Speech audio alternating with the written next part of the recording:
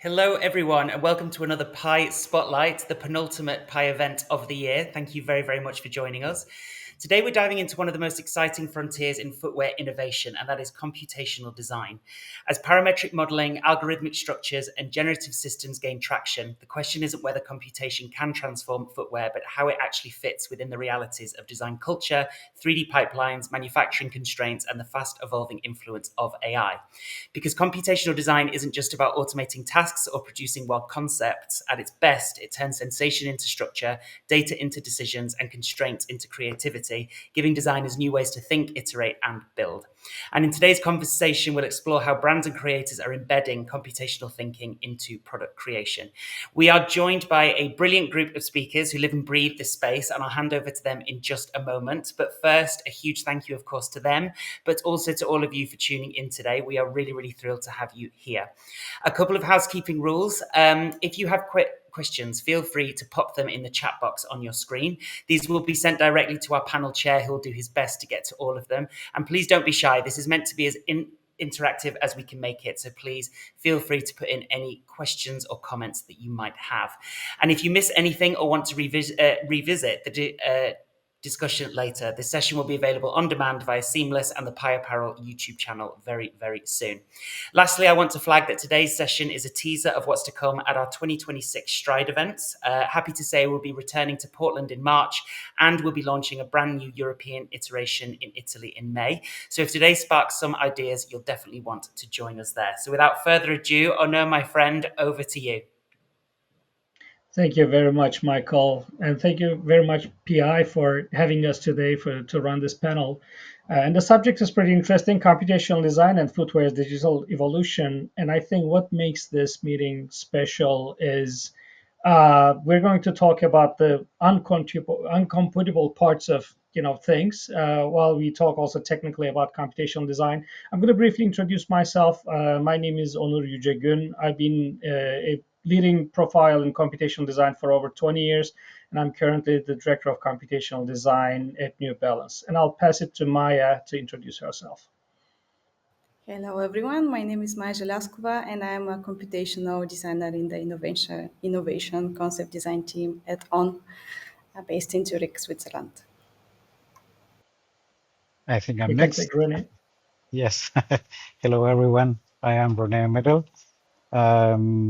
sitting here in Germany, in Pirmasen's shoemaking city, working for Framas in innovation. So it's about digital creation. So let's go with Jesus. Hello everyone, my name is Jesus Marini Parisi. I'm the founder of Moon Rabbit Lab. We are a design studio based in Milan that focuses on computational design for performance problems. Hello everybody, my name is Eric Hullichi, and I currently head up the innovation concept design team at On. Prior to this role, I've held a couple different positions within innovation and performance design at On, and prior also at other footwear companies. And yeah, really excited to be talking with this panel here today. So over to you, Onur. Wonderful. Yeah, this is super exciting. And again, as I just said at the beginning, it's going to be pretty comprehensive. But let's start with the roots. Let's start with the historic, let's say, development, because footwear conventionally has been a material first, let's say, realm, right? So everybody thinks about materials, putting materials together, and so on. Whereas digital world implies other things, right? So you don't touch everything. You don't kind of like get used to kind of putting things together, let's say physically. So footwear design has historically been a material first discipline. So what does it really mean to embed computational thinking into the process? Do you people think, are we just digitizing the old workflows, or is our thinking also evolving as we use digital tools? So I'd like to actually start with Maya on this one. Thank you, Onur. I think it's really important the way that you are framing your question, and the difference between simply digitizing existing workflows versus adopting truly computational processes. This distinction actually mirrors what we've seen already in architecture, where there was a shift from computer-aided tools to computational design, and this changed in a fundamental way of how buildings are made, or how, but most importantly, or how problems are framed and approached. So I see this a very similar transition happening at the moment in footwear. I think it's a fit for me to start talking or to mention light spray here, which is a technology pioneered by On, the company I work for, which only because I think it's a very clear example of applying such a computational thinking and workflow into this industry. Light spray is not strictly material-driven technology, but is derives a material system because there is an interaction of computation, robotics, and material engineering. And in this specific context, computation acts as a connective tissue, which means that the performance, intentions, the automation, and the functional behaviors are all embedded into the making of the upper. Light spray is an upper technology. Maybe I should have mentioned that. However, because of this process, the aesthetic expression emerges because of this structural and manufacturing intelligence. I can talk about my personal experience at On and in the innovation team. It shows that computational strategies are actually used a lot within the innovation portfolio and within other processes. I also see it around in other brands. I think that often the issue is that these remain quite hidden, or they are occasionally without a shared understanding of their value, or they are just misunderstood. So how these strategies are applied or they work. And I think that there is a very important opportunity for computational design to consolidate these efforts and to help shape more integrated innovation culture. And yeah, I think fundamentally, maybe this is something I think we all of us try to embed in our work, but when we use computation, or how we use computational design, at least for me, it helps us shape footwear creation and see footwear creation not as a final object that needs to be derived, but more as a set of relationship that those are the things that we design for. And yeah, I think Yeah. computational design allows us to create this space around. Sorry, I think I took a lot of time, but No, no, it's great. I think what you said was like one thing you said was very crucial. I know, like connective tissue, because which brings us back to maybe it's not something, it's not necessarily a tool that you use, but it's rather a way of thinking, yes. right? So to connect. And I know Jesus has a lot to say about this. Yes, actually, it was a good point. Actually, I wanted to like connect to that point of thinking about more like a systems, no? So basically footwear, as Honor was saying, is like a material based. I mean, you see the progress of footwear related with another maybe type of products that is different independent. So when you start seeing like computational design, and somehow it was existing there since many years ago.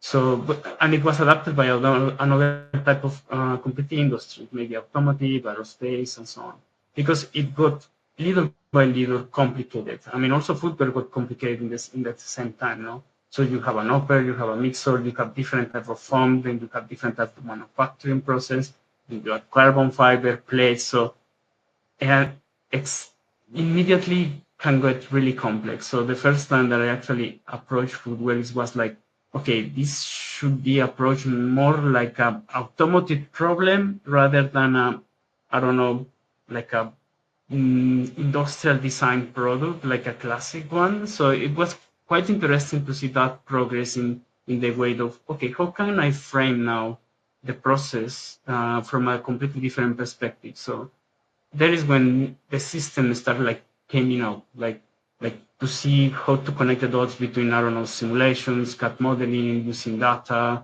creating aesthetics, creating a system that actually makes a sense and resonates with the consumers. You need to be close to the athlete, close to the user. So actually, I believe that that's the nice part of computational design, that you need to think about an ecosystem, like a complete, let's say, like a living thing that start connecting different dots together, and then those dots are actually giving feedback to another discipline. So that's why for me it started making sense, and I start pushing more and more and more in this section. So that's why I think in somehow there were difficulties also in how to translate this always into the new technologies, because there have been things that have been done in the same way maybe for 15, 10 years, 20 years, that you know that it works.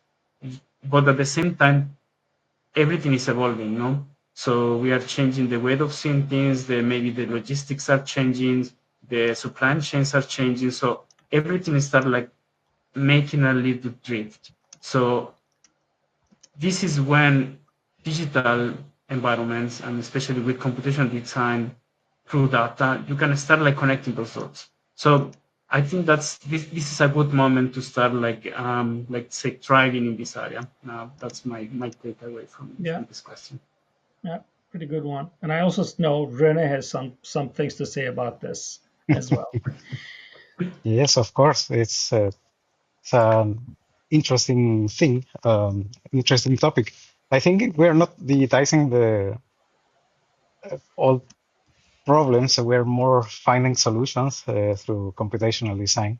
But I always think that we need to take all this heritage of shoemaking, traditional shoemaking. We produce here at Framas, we produce a lot of parts or components to make some shoes, mostly high performance. So it's a very specific and very accurate way of dealing with the brands. We as producers, we have to make all the system for production. But when you don't consider all the tradition in having a hammer in your hand and nailing a shoe or stretching a material over the last, you cannot understand what's happening with the footwear industry, since we consider the industry as the real endpoint of what we're doing. Uh, is only ending only there, but the real user is who will be benefit of our computational thinking. But or therefore that's why all the attempts to find new ways or these new challenges, maybe they are all workflows, but the solutions are new because now we have new tools. Automation is here, robots are here, and additive manufacturing is something we are hopefully having now than we before it was something not even possible. So now using all these technologies, we are able to really find solutions through computational design. That's a good one. And actually, as we are talking about the potentials of computational design, like what appears is that it's not only the tools emerging, but also tools both like software and hardware and thinking is helping us evolve the process. The process is changing, and with that comes the limitations, right? So, which is, it's a great way to maybe to my next question, which is about the challenges, right? So, if computational design is so great, why it's taking so much time for adoption, right? So what kind of like frictions are you experiencing where you work or in, like where outside as you talk about computational design, and what potentials you see this kind of like transformation and adoption? So Jesus, this time I'm going to start with you. Um, Actually, I would like to frame this question maybe from a personal point of view, because I think computational design for me was more like an endpoint. But this endpoint for me was like connecting different dots to my career. So I studied mechatronics engineer. I work in automotive. I did design, a product design. Then I started working in production design, digital fashion.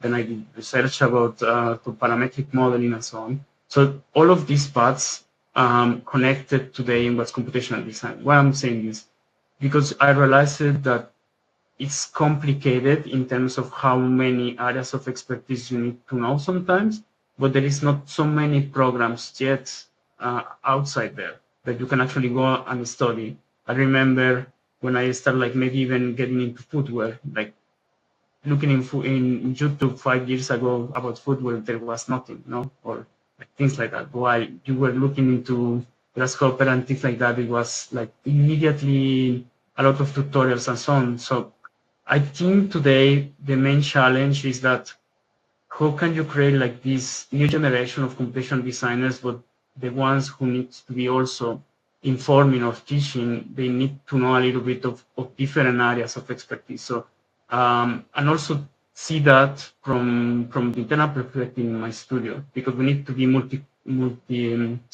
not we need to have like different disciplines inside. So we have fashion designers, industrial designers, engineers. So in this way, we can actually like connect correctly to the problem. So for me, it's more like how can we frame it now that we know that there are specifics or you need to connect different areas of expertise. How can you bring this into the teaching, into the schools, into the new generation? So I think that's the bridge that is missing a little bit.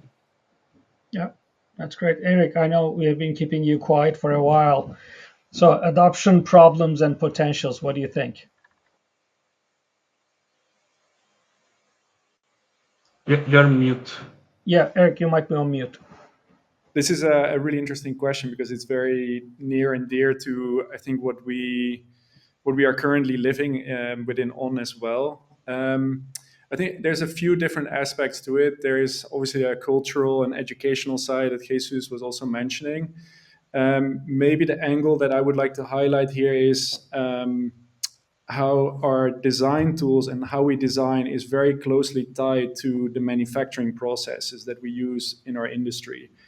And if you look back at like how we manufacture shoes today, that has been a pretty static or slow evolution, I would say. And I think that has indirectly determined the types of tools, processes, the creative thinking, and also, let's say, the accessibility for computational design to enter that world, and has maybe limited this at certain points in time. And we were talking a little bit about this prior, but what I now see when we introduce technologies like light spray, all of a sudden the necessity is very clearly there, right? Like we could not develop a technology like this without the power of computational design or without having Maya being able to think really end to end, like both design, manufacturing, material characteristics, all in one package. So I would say if we can unlock both of these things, computational design and manufacturing hand in hand, I think that's where we can really accelerate the adoption of computational design, or at least it seems to be very successful. And I think, Jesus, you also have done some projects recently with Puma, where I think you're starting to show like the very direct impact that it can have on product development. And we need these success stories, right, for us to be able to talk about, hey, this is the impact of computational design and like how we can expand this. Right now, it's having a very clear impact on the types of projects and technologies we're developing, but the potential is clearly so much larger, and we need these stepping stones to really build it out. I would say.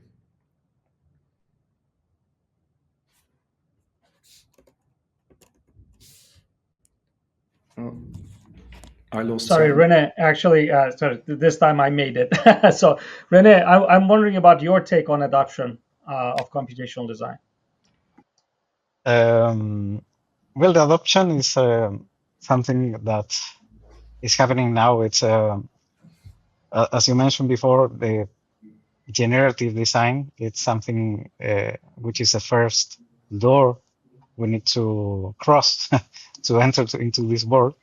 But the challenges now are adopted because of now we can produce footwear using technologies like 3D printing. So it's more democratic or accessible, so and affordable. Now people can even print their own shoes if you know how to make shoes. That's important thing about footwear design, that is not really related to computational design. We can do so many crazy things and lattices and minimal surfaces in a very more simple way because now we're using the computer to help us. But if you're not um, clear Yeah. how you should design a shoe, obviously this will not be a clear adoption. For us, it's in production more than printing the full shoe is about how to produce more parts. So it's also about mold making. And in the mold making, it's a very accurate and the high precision is a must.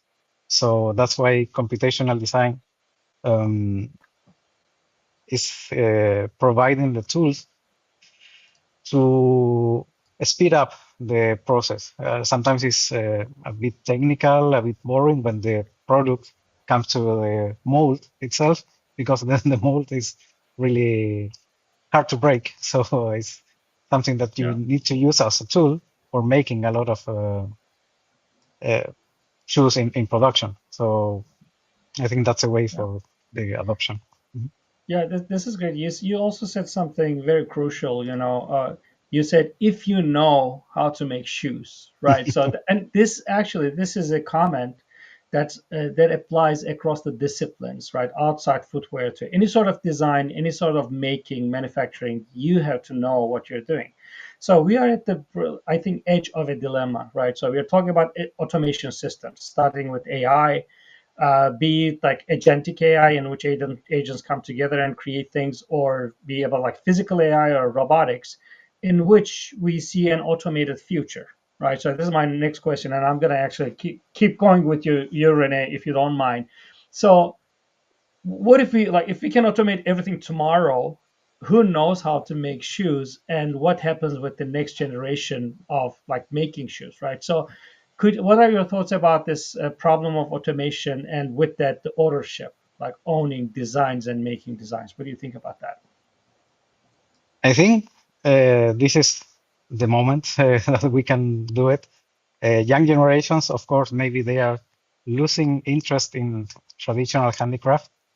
Um, the footwear industry in general is something moving more into uh, massification, but the customization is also having not only a niche. Now it's able to. Now we are able to create shoes in a personalized way. So scanning a foot is something that now you can do with your smartphone, and directly from there you can go into the printing stage if you want to do it like that. But on the industrialization, let's say, it's also a good moment because automation now is enabling a process where, well, sadly, less people are present in the factories, so it's more automated. 3D printing is also helping to speed up the production if we can 3D print the shoes, but also some mold makings, thinking more in the futuristic way of if a mold can really be adaptive, for example. I know it sounds not so realistic, but last week as it was a Formnext here in Frankfurt, and you can see there are some ways of making molds that you can program and can change the shapes, uh, pointing into mass customization. Um, so customizing some production based on what is happening in the market with the real consumer, I think that's the way that we should think about. The times that were shoes or collections were made for forecasting hundreds or millions of pairs, maybe they are not mm, adapted to the actual market, which is moving much more faster. Luckily, there are more brands and there are more people making shoes. There was a boom in the past, decade, then there was an industrialization moving to Asia, but now I think it's coming back and coming back to the production to Europe, to America. So it's more feasible to produce footwear not only in Asia, which is a bit contradictory, whereas we make most of our production in Asia, of course, that's for sure. But I think it will be happening in different locations. And at the end, these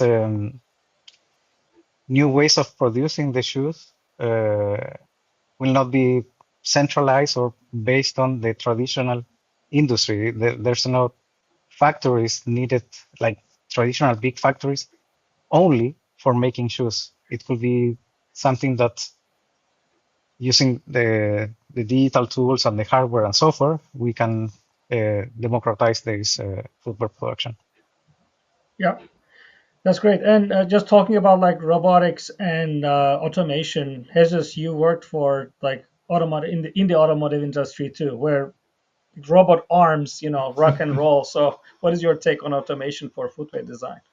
I think this is quite interesting because in somehow automation takes the hard part in somewhere in order to give you a little bit of extra time. So this extra time can be used to something else. So automation is not like to come and replace and is to help us in somehow. So it will help to enhance what we are doing, how we are doing and how we are framing things. So I think this is a process that we need to adapt and then we need to see and we need to understand in order to gain some extra time to maybe design more, to create a new machine, to create a new workflow. So basically we are solving something today thanks to this technology that in the future will create probably another perspective, another point. So we will go into the um, into the next level of automatization and probably product development.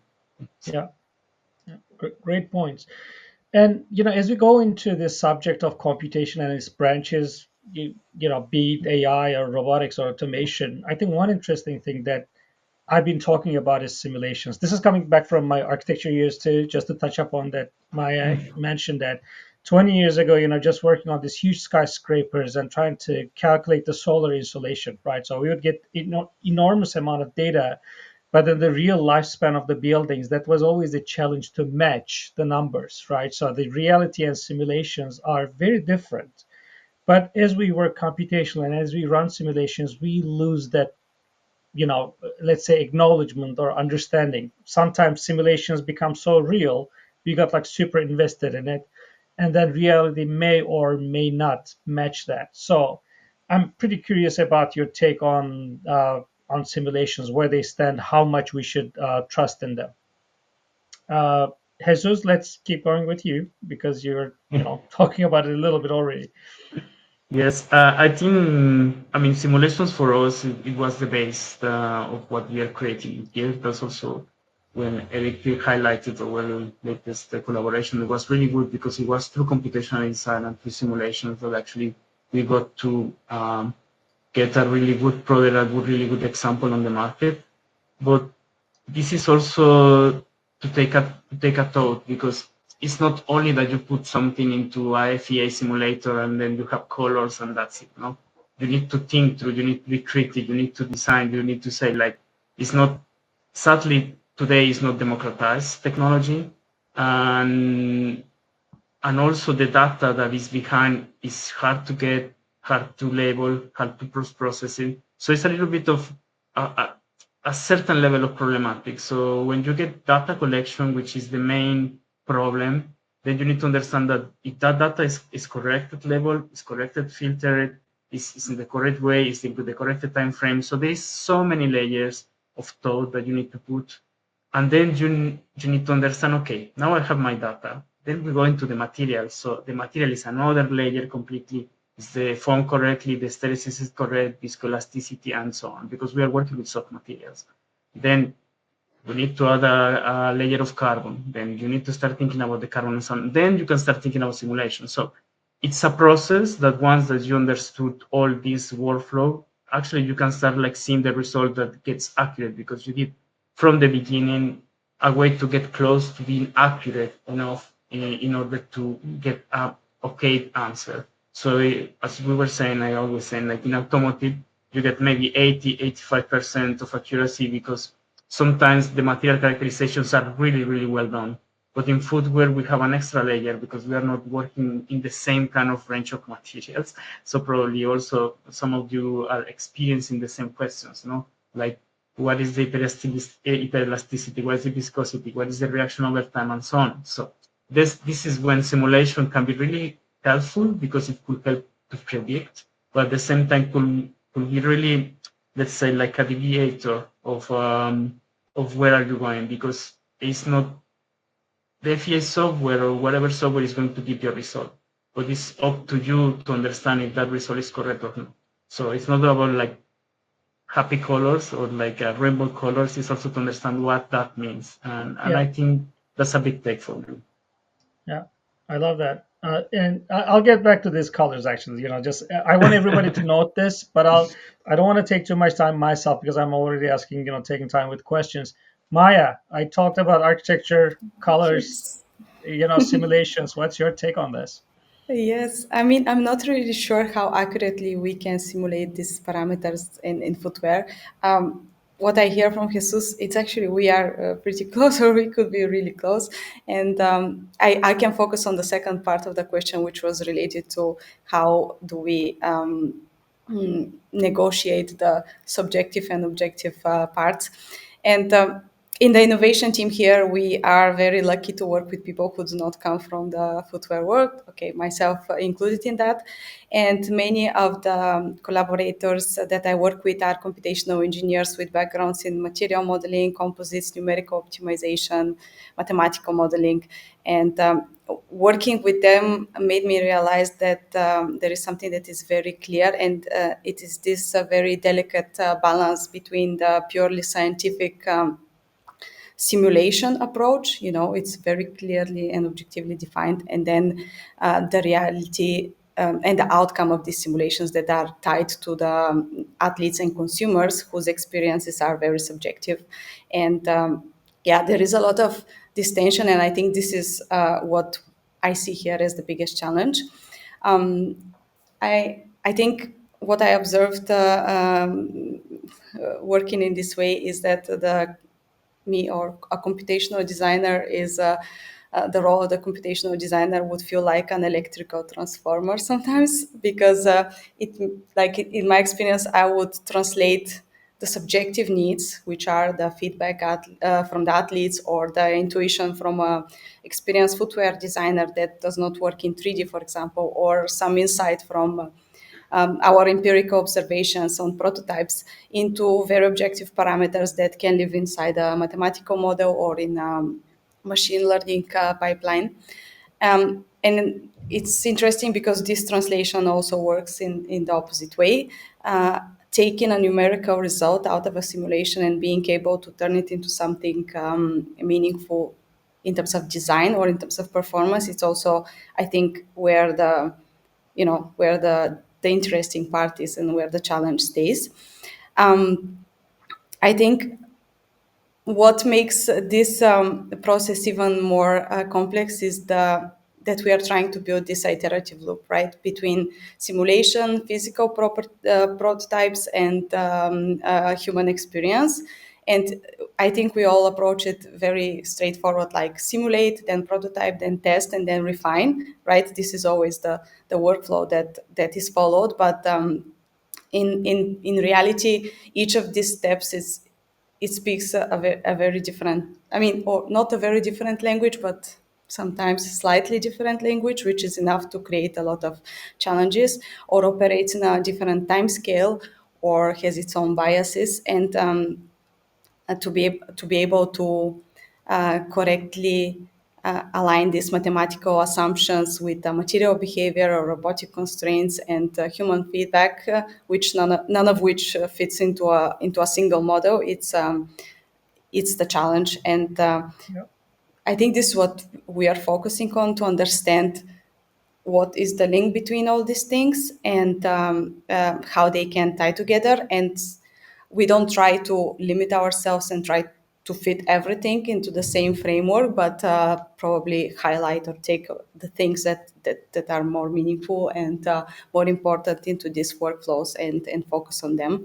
But I would say, yeah, it's a simulation and human experience in our industry. It's not straightforward, and Yeah, yeah, but I I think very hear. interesting. Yeah, I hear you, and what I hear from both of you is that like reality is so complex, and simulations need some sort of like abstraction and reduction. So you have to reduce reality into smaller models so you can run simulations, and that may it's potentially missing, a lot of bits from reality. That's what I'm hearing, which is exactly about the next thing I wanted to ask. It's kind of cool that so you talk about simulations and you bring the discussion to data, which was the numbers and colors that Jesus mentioned, and Maya, you talked about like modeling. So Eric, actually, I wanna kind of continue with you on this subject of data, right? So I can talk about data forever, so but I won't, right? So just to let you talk, Eric. So the reality is converted again, as we discussed, into numbers and colors and so on. And then this may include information about materials. Some people ask about it, right? So can you simulate or use data of the real materials from the real world and get the results in your designs?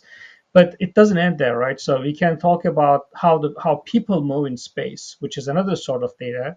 And also, just to expand it, we can also try to quantify the sensation or the feelings of people. You can do that to athletes, right, into data and so on. So when we say data, it's a pretty broad subject. So what do you think about this kind of like translation of reality into numbers and colors, and how that really works in your day in, day out workflows? Mm. Yeah, I think this is a really great question. Let me approach it like this. So, I think that there's definite in that translation. There is definitely things that might go missing or might get altered, and that might influence the type of decision making you do, for example, during a product development. But I think there's important context here to add, which is that previously, like when we would, for example, develop a marathon running shoe or a performance bike, the process would be highly empirical, right? Like, so we would basically come up with a concept or a design with some level of hypothesis. We build a prototype. We maybe bring that to a local athlete and try it out, and then based on that subjective feedback, we would try to let's say come up with the next step or develop that system further. I think now when we talk about data and like the vast amounts of data that we can now collect and start to understand better and better with FEA and other digital models to model material behavior or athlete biomechanics and so on, even though we might lose something or we might not 100% be accurate to the reality, we're going to be so much closer. We have so much more information we can now leverage to determine the next steps in the development. And to give you a very seemingly minor example of this, like when I started here, I think it's roughly 4 years ago now. One of the insights we had regarding footwear was, and I think this was kind of across the industry, is like how foam behavior can determine performance. And at that time, this was still like a pretty mysterious object. Like, exactly what is it? Like, is it the energy return? Is it the absorption, the vertical stiffness? Like, what is it exactly? And I did something very simple, actually, which was just taking a variety of materials, looking at the layering.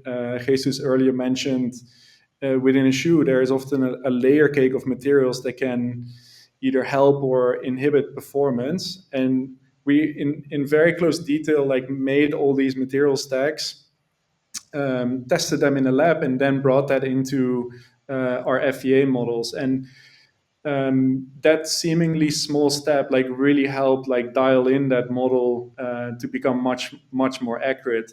okay, maybe you're still excluding their gait analysis or joint work or whatever have you, but at least the jumping off point is already that much more accurate, right? And I think now as an industry and also heavily powered and kind of accelerated by AI, I think we'll get closer and closer to that reality. Um, and the other aspect here that I would highlight is the quicker you can validate like your virtual model in the real world, like the sooner you'll be on the right track, right? So I think one of the things we do very intensively at On here is make sure that we have very short like prototyping cycles. Like we can now really go from, let's say, digital model to runnable shoe in actual performing materials in a matter of days or sometimes even hours if we push it. So I think that's another really important aspect for validating that the digital model with the real world experience.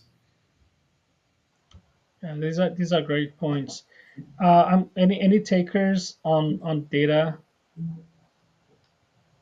Okay, yeah, Jesus, you Yes, had I mean, something. I always with data.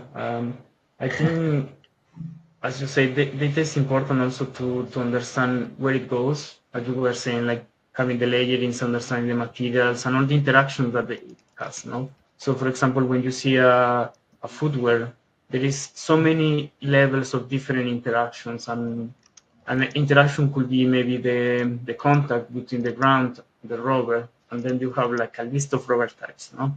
And then you have like the contact of the insoles with the foot, with the upper, and so on. So I think the data is also intrinsically related with with who is actually, I mean, with what type of data do you have? What's the quality of that data? And I think it's the hardest thing to get anyway. And sometimes, if even if you try to get it by ourselves, we are a really small studio, so we try to, I don't know, try to go for a run, try to go in collaboration with the university, trying to even get the data directly from the clients, and all this analysis is the hardest part, because if it's not quality data, then you need to come up with a solution. Like Honor was saying, how can we shrink the solution into the space that the actually data may give us like enough of a let's say like a view of the problem that we are trying to get. So that's why I will say that one of the problems and also one of the perks of computational design is data, and how data needs to be related with all our work streams. So that's let's say like our main point, but also our main weakness. I would say like that. But I will Yeah, leave it to you. no, no, that this is all great, and actually, it kind of brings me to the maybe one of the core discussions that everybody wants to hear. And instead of, because it starts with data, and then it was big data, and then it was suddenly AI, generative AI exploded actually back in 2022. And today, everybody uses generative AI interchangeably with AI, which is a much, broader term for any sort of like smart technology that you can computationally build. So I just want to kind of like clarify that a little bit and just put like start the discussion, and I want everybody's feedback on this for like 30 seconds each. Okay, so the question is, one, first of all, let's say AI is not only about generative AI. Should we talk about other sorts of AI when we are talking about footwear design? That's question one, or the discussion one. And the second discussion is about how you position AI for yourself, or how you position yourself with AI. Do you think AI as a collaborator, as a servant, as a tool, as something that's going to lead you in the future, right? So these are kind of like the different roles that you can think about AI. Yeah, I'm just kind of like curious about this landscape because it's approaching, it's expanding fast. It's not approaching, it's already here. It's been here for a long time. So, and I'll go with like Maya, Rene, Jesus, and Eric. So I just want to hear your takes in 30 seconds each. Thank you, Nur. I'm not really sure I can answer very deeply into that because I use AI tools that are I think most designers use them. I'm still a bit skeptical and, looking at everything with a bit of caution, but I definitely think that they can be applied. I think it's very important you understand how these things are used and exactly where they are applied. I believe they have space in the footwear industry and in computational design and in automation specifically. I just feel like it has to be we still need the critical thinking and the critical view over this. Great. Rene? René? Yes. um, Also, happy moment to have AI with us. I use it mostly for almost everything as a tool. Of course, I cannot trust everything about AI, but what I like more is happy accidents, where I'm researching for development. Sometimes these hallucinations from AI, they are giving you some feedback so way out of the box that you say, okay, this is nonsense, but what if we save it for later? Because you can start a whole new way of thinking or new project from all these hallucinations and these happy accidents. Um, Back to the data issue, for us to feed up the AI, mostly since we're doing almost the same thing since 75 years here, we have a lot of data. Now the challenge is to take all this data and, as Jesus said, to filter it and shrink it into something that we can use to use AI, for example, to predict what will be the new way of making things better. Jesus. For me, for me, I mean, I've been exploring from the beginning like this reaction diffusion and can we use it for creating different tools. At the beginning was more like image related, but I think now I'm starting to believe that it could be more like a companion somehow. Like it can start actually help you to build something when you start like getting into the correct let's say symptom. Something that I realized with AI is that actually you need to know what you're asking somehow. So you cannot ask like, I want you to create me Grasshopper, and then the AI is going to just create you a full backend and all the nodes and so on. So you actually need to know like what's a dictionary, what's a library, what's a tree, you need to make some background there. But if you are able to actually ask exactly what you were asking for and then using it like a companion to build something, I think it could be a really, really powerful thing. And Eric? Yeah, I think it's for me it's extremely exciting. Like I think we are extremely lucky to be in this time where these tools start to emerge. I don't know how it is for you all, but like I absolutely enjoy the play that you can have with different LLMs. To give you an example, like I have no coding or programming experience, but all of a sudden you have the power of a extremely experienced coder at the tip of your hands. And yeah, I think this is such an accelerator. I think it's such an unlock for ideas to flow more easily and faster and get feedback on them more quickly because you can prototype and deploy ideas more quickly in a very safe and protected environment. So actually, I like that we can be loose with it, and I like that we can be, although understanding the limitations. Like I often think of the example, like if a year or a few years back, I needed to render out the design, I would need to commit a couple hours to this, right? And I think now I can just go with a concept on a gut feeling and quickly see where that takes me, and then I don't waste any time, basically, right? Like you're so much more efficient, so you can just run 10 ideas in parallel. And I think that also really shifts the notion of what a designer does from, let's say, laying down this perfect line and then making that into a product to potentially much more of a curator of ideas and concepts and so on. And I think yeah, I think that's something that is very powerful. Let's see how it influences our industry and design and computational design and so on. I think we're about to, I think, feel the full impact of this in the Mm. coming years. But I think it's very exciting for sure. Yeah.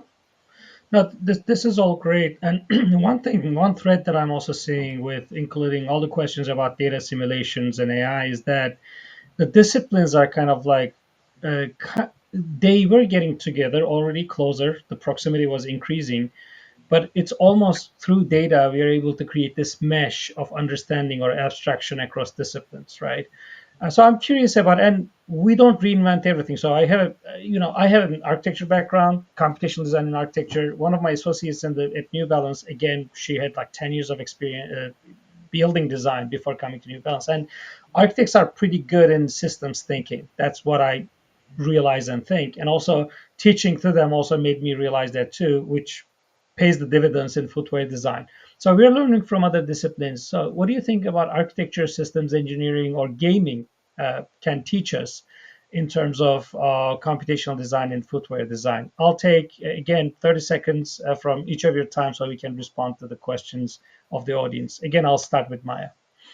Thank you. I mean, I can just confirm what you said. Really, I daily apply what I learned in architecture or what I studied actually in my work, because architecture taught me to think in systems and in connection of elements, and that's exactly how would I approach and how I would build a computational workflow in looking into it as a system. Also, there is this quote that I particularly like from an architect called Helmut Jahn, who says that every building is a prototype, and it's very fundamentally different than footwear industry, where you need to produce a lot in hundreds and millions of times.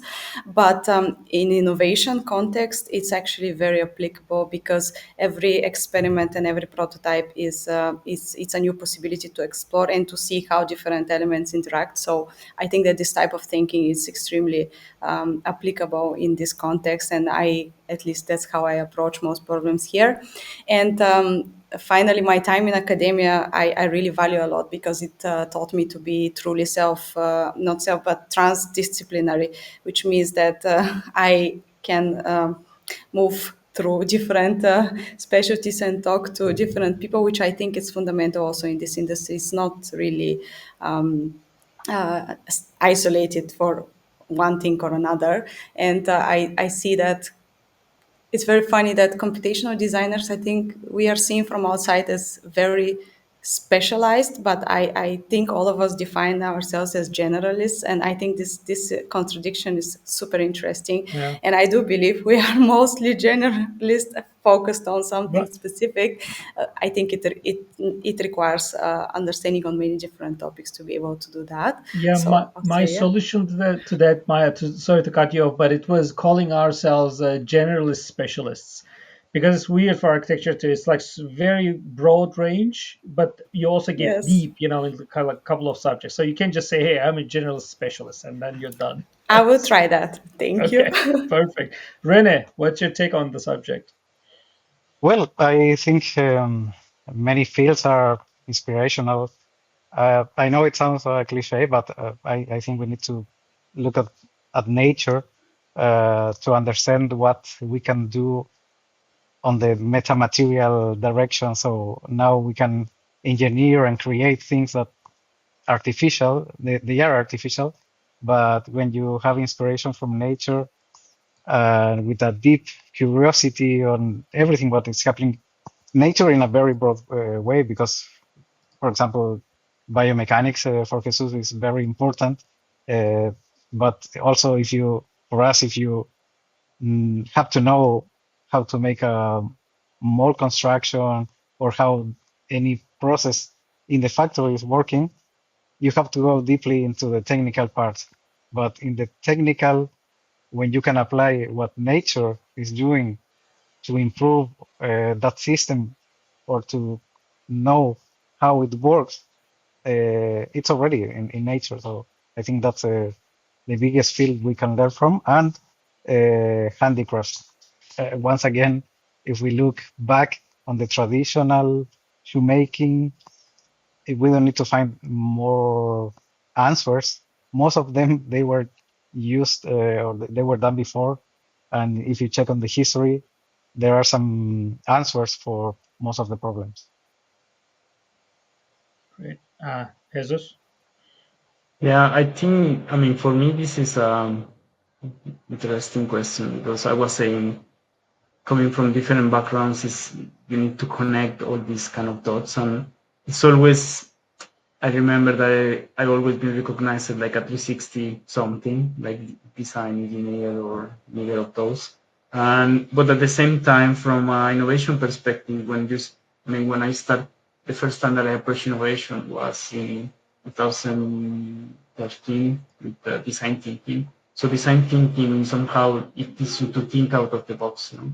So in that way, it's like you bring knowledge from different areas and try to apply it in the ways in which you problem it. So that was really interesting to see how actually you can bring ideas from different perspectives, different and try to find a solution. So and also as Renee is saying, maybe the solution is already out there. It's just like the way of framing it and seeing it. So that's why I think it's important to have a broad vision and also like a wide perspective so you can have a better understanding of what's happening. Yeah. Eric? Yeah, I think from where I sit in on at the moment, and our teams are developing and growing very rapidly. So I'm exposed to a lot of different candidates from, luckily, actually, a lot of different fields in my current role when it comes to hiring for the positions that we have. And I think because of some of the technologies that we've launched, and those not being your standard footwear technologies, like we're now exposed to a whole scala of like new skill sets, people from different backgrounds, robotics engineers, inkjet experts, that probably if we had stayed within our footwear lane, we wouldn't have not been exposed to. So the reason I say that is because like once you have these new perspectives coming in, or like take Maya as an example, bring in an architect point of view into footwear, I think those are the intersections where interesting things start to happen. And I think it's something that like we should embrace more within our industry. I think we tend to become at times quite insular, and I think this is heavily grounded in the fact that our industry is so grounded in the tradition of how footwear is made, and it's done in a certain way, and the last comes first, and right, like there's all these things, and I'm definitely not opposed to those, but I think we should create fertile ground to challenge these things, right? Because they also hold us back in the past in some ways. So I think yeah, exposing ourselves to other industries, other fields is absolutely critical for our progress. Wonderful. Uh, I think this sums up like all the questions in a great way. And I've been tracking also the questions from the audience, and I think we answered all of them. There are questions about data. I think we explained that you can collect data or create data, but there will always be gaps. The other ones are about the tools or where to learn. Some other people responded to that. We can get back to it, and I would suggest everybody in the call watching this to find these names on LinkedIn, because pretty active people, and also we're trying to create these resources to keep the discussion going forever, right? 24/7, not only for this kind of like discussion live here.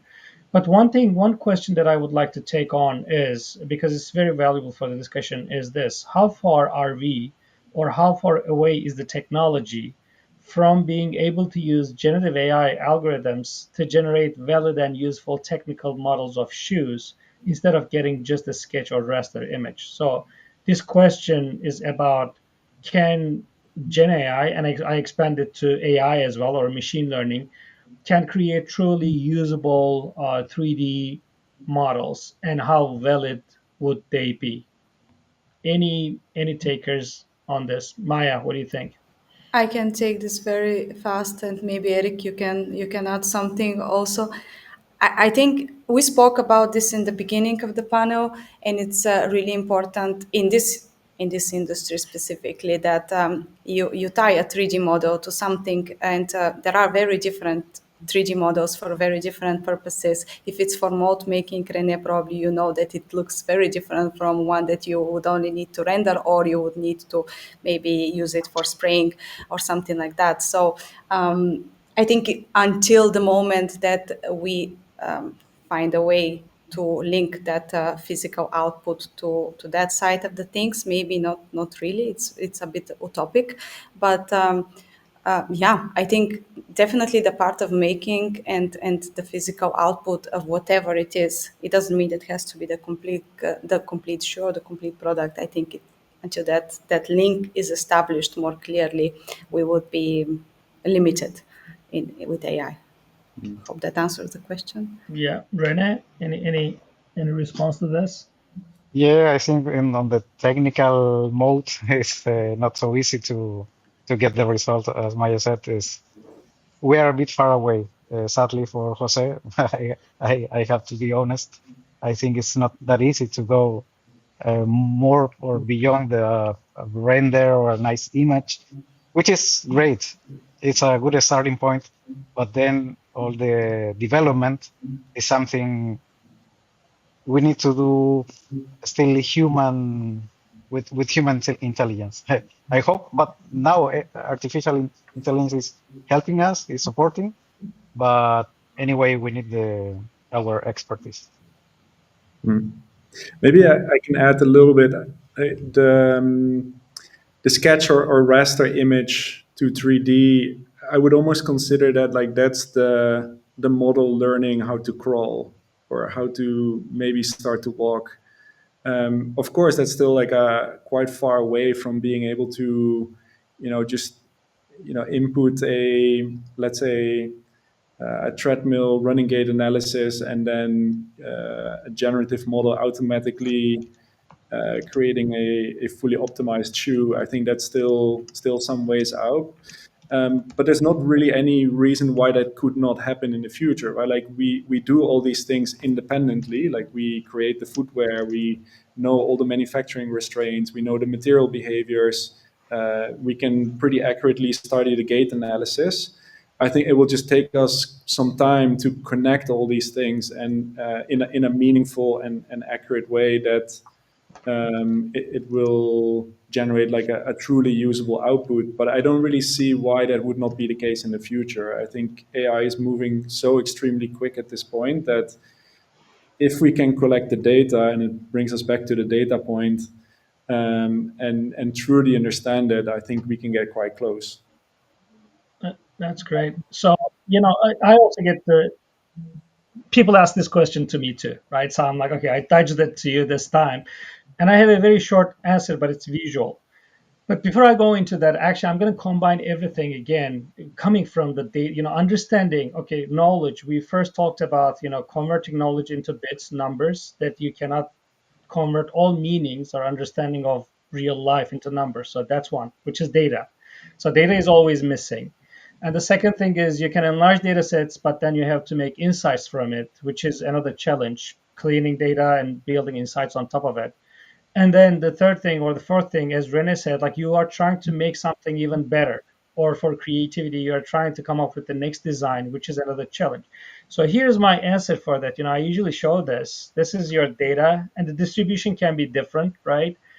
And and AI is built with data, right? But the problem is you want that, which lies there. So for all the questions that we received today, I'm gonna spice it up with my this last bit, which is you can use AI to generate models, or you can use automated systems to make new designs and so on and so forth. The question is, are you? First question is, are you aware of the gaps? Which all speakers here, everybody kept hitting on those gaps, right? So first you have to be aware of the gaps, and the second thing is, because of that, do you really want it? Do you want to really use these tools, which are kind of like missing the bits? Which I would conclude with: use computational design to the bones, use AI data to the bones, but at the same time remain aware of the gaps.